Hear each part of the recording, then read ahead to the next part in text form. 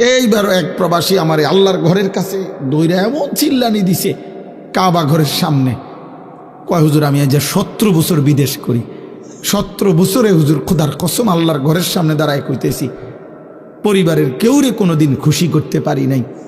কয় যারে যত টাকা দিছি, মা হোক বউ হোক বাচ্চা হোক বোন হোক আত্মীয় স্বজন হোক, যেখানে দিছি 5,000 টাকা, কয় তারা কইছে তে ইচ্ছা করলে 10,000 টাকা দিতে পারত, তে বিদেশ তাই কয় দিছি 10,000, কয় তে ইচ্ছা করলে 20,000 টাকা দিতে পারত, তে আজ বিদেশ করে এত বছর।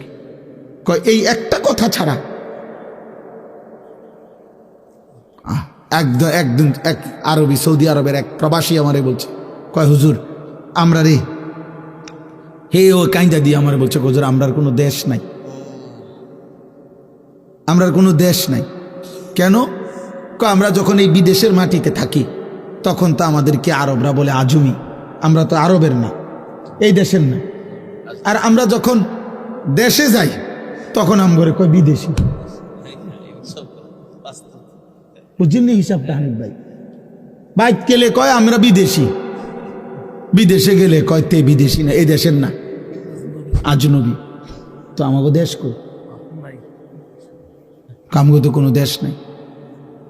আমার খুব মায়া লাগছে তার জন্য। এরকম কত কাহিনী আছে।